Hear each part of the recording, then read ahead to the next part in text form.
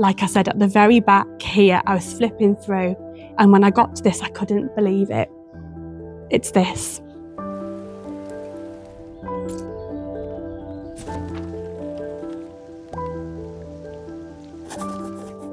Welcome to the Trinkets and Treasures video series, where we invite members of the team behind A Storied Life Tabitha to share the stories behind their treasured items. Hi, I'm Vicki. I'm the Senior Community Manager at Secret Mode, the publishers behind A Storied Life Tabitha, and this is my treasured item. So this came into my possession recently. It used to belong to my dad. My dad passed away 3 years ago from cancer, and because of various circumstances, I didn't actually have anything left of him. There were no physical mementos or sentimental items. So when I came across this a few months back, I was absolutely over the moon. I went home just before Christmas to see my mum, and I was being a bit nosy like you do. I tend to, every time I visit, I tend to just wander through the rooms, checking in cupboards and drawers just to see if there's any sort of trinket. And I don't know how I've not noticed this before, but this time when I went, it was kind of just sitting there, almost waiting for me, calling to me to sort of tell its story. And I immediately sat on the floor and opened it up, and I couldn't believe what was inside. And there's a very special thing at the very back of this case that I never even knew existed. My dad was a high school teacher. He did woodwork and metalwork, systems and technology. He loved building stuff. His second passion was drumming. I feel like in a separate life, if he hadn't have become a teacher, I feel like he would have been a rock star. He would have joined a band, he would have been a drummer, and he would have gone off on tour. And inside here is a load of vinyl records that he would have collected when he was maybe in his 20s. And just opening this up and going through it and seeing what was inside, I can clearly see and hear the impact and the influence it had on not only his style of music, but his drumming technique and the way that he used to drum. And now through the magic of YouTube, I can actually watch some of these bands' performances, and I can actually pinpoint and see which of those drummers influenced his style. So let's take a look at some of the ones in here.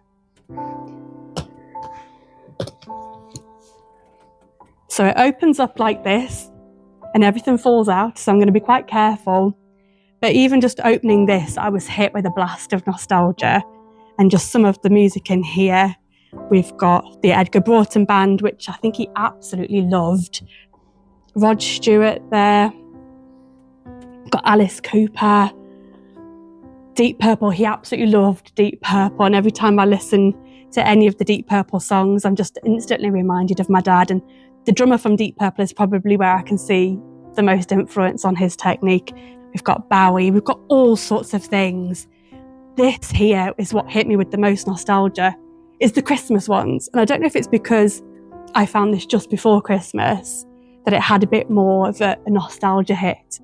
But every Christmas my dad would put Christmas records on. So we've got Bing Crosby, we've got Christmas with the Stars. If you woke up to Bing Crosby on Christmas Day, you knew that it was safe to go downstairs and see if Santa had been. So every Christmas my dad would always put on a Christmas record. And honestly, I couldn't wait to get these home. But like I said, at the very back here, I was flipping through, and when I got to this, I couldn't believe it. It's this. In the Piper's Magical Kingdom by Flaming Star, and if you've not heard of them, I'm not surprised. I'd never heard of them either until after my dad passed away, and all of my family were telling me stories of the bands he'd been in and the sort of music they used to make together. So this is actually a family band. My dad was the drummer in it, and a couple of my cousins were also in it.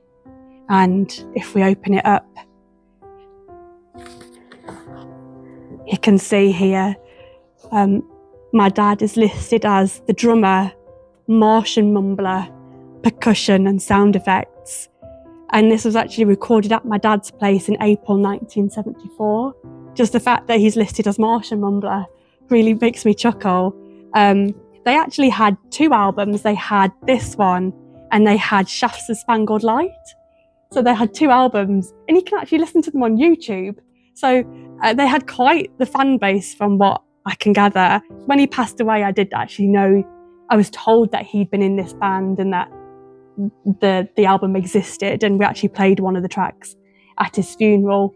And I let my brother pick which track, and I was a bit surprised by which one he'd picked because it wasn't the one that I would have picked. But he said he chose it because he could hear Dad playing the kazoo.